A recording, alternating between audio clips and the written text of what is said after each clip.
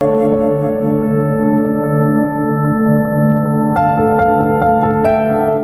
अगर मैं कहूं कि पढ़ी लिखी और उच्च पदों पर बैठी महिलाएं घर गृहस्थी की जिम्मेदारियों में खुद को फंसाना नहीं चाहती हैं, तो इसमें कोई सोचने वाली बात नहीं होगी।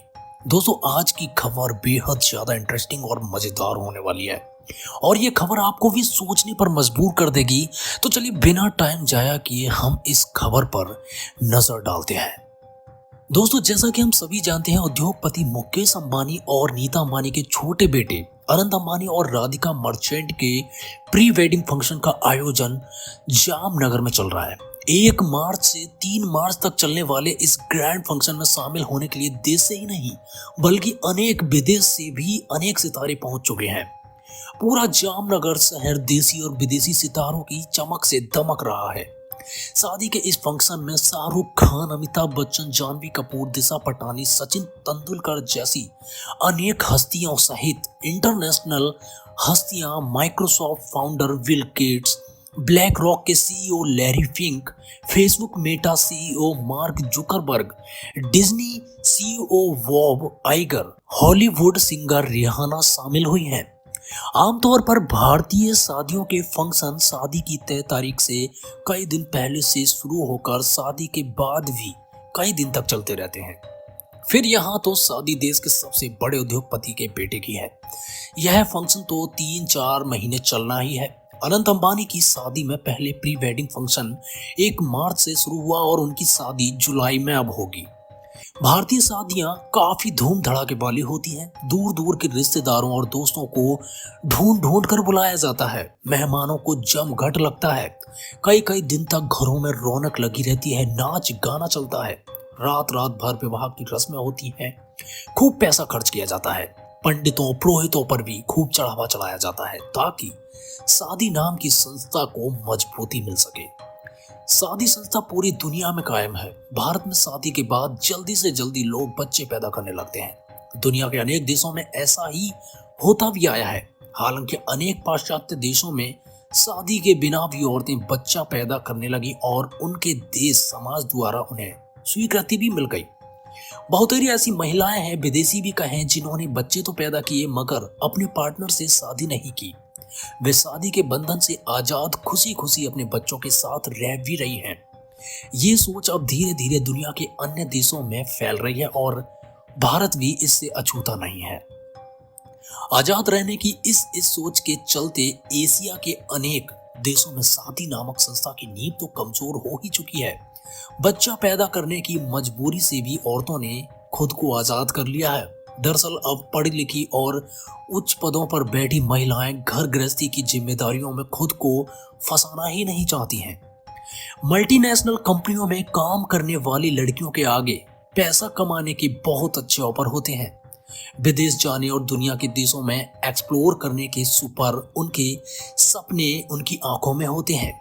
तो ऐसे में भी शादी करके और बच्चे पैदा करके अपनी आजादी और सपनों को खोना नहीं चाहती हैं। महिलाओं की सोच में आए बदलाव के चलते कई देश हैं जो अपनी घटती जनसंख्या से परेशान हैं, क्योंकि उनकी औरतें बच्चा पैदा नहीं करना चाहती हैं। सिंगापुर अपनी घटती जनसंख्या से परेशान है। सिंगापुर की सरकार ने खुलासा किया है कि उनके देश में कुल प्रजनन दर 1% से भी कम होकर 0.97% हो गई है। यह सिंगापुर के इतिहास में सबसे निचले स्तर पर है। कुल प्रजनन दर बच्चों की वह औसत संख्या है जो एक महिला अपने प्रजनन काल के दौरान पैदा करती है। सिंगापुर के प्रधानमंत्री कार्यालय की मंत्री इंद्रानी राजा ने सिंगापुर की पार्लियामेंट को ये जानकारी दी है कि सिंगापुर में जन्म दर औसत 2.1% से कम हो गई है। इन आंकड़ों के साथ ही सिंगापुर उन देशों में शामिल हो गया है जिनमें जनसंख्या खतरनाक स्तर पर कम हो रही है। अभी दक्षिण कोरिया में प्रजनन दर दुनिया में सबसे कम यानी 0.72% है। सिंगापुर में साल 2021 में प्रजनन दर 1.12% थी, जो कि 2022 में कम होकर 1.04% हो गई और 2023 में यह आंकड़ा गिरकर 0.97% हो गया है। सिंगापुर में साल 2023 में 26,500 शादियां हुई और 30,500 बच्चे पैदा हुए।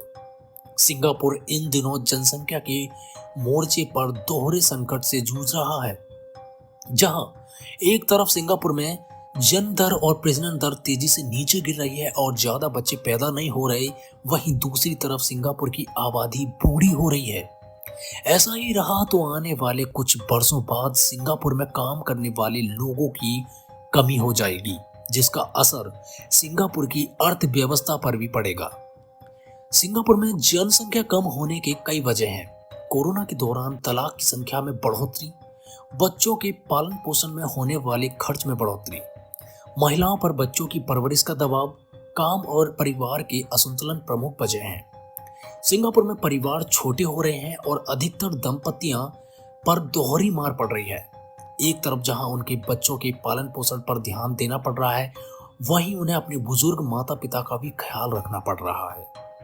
ऐसे में काम और परिवार के बीच संतुलन बनाना चुनौतीपूर्ण होता जा रहा है। गिरती जनसंख्या से सिंगापुर की जनसांख्यिकी में बदलाव आएंगे और साथ ही अर्थव्यवस्था में भी गिरावट आने की आशंका है।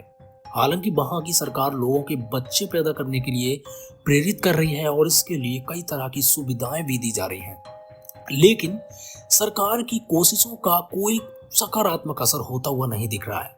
एशिया के 3 और देश इन दिनों जन्म दर में रिकॉर्ड गिरावट का सामना कर रहे हैं। इन देशों में दुनिया की सबसे अधिक आबादी वाला चीन, तकनीक के महारथी जापान और दक्षिण कोरिया शामिल है। चीन, दक्षिण कोरिया और जापान में लोग शादी करने और बच्चे पैदा करने से दूर भाग रहे हैं। इन तीनों देशों की सरकारें बच्चों को जन्म देने के लिए तरह तरह के ऑफर दे रही हैं।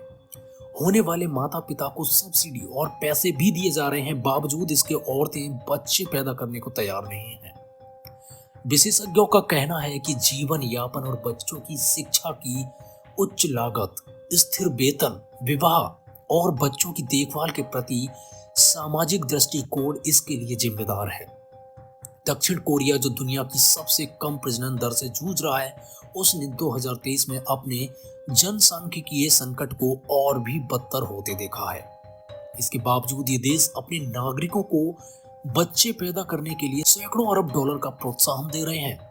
लेकिन दक्षिण कोरिया अकेला नहीं है। चीन और जापान सहित कई एशियाई सरकारों ने अपने नागरिकों को अधिक बच्चे पैदा करने के लिए मनाने की कोशिश की है, लेकिन उनको असफलता ही हाथ लग रही है। तो फिलहाल दोस्तों, इस खबर को जानने के बाद आपके दिमाग में क्या क्या ख्याल आ रहे हैं? क्या ये हमारे भारत में भी हो सकता है? क्या लगता है? अपनी राय कमेंट करके हमें जरूर बताइएगा।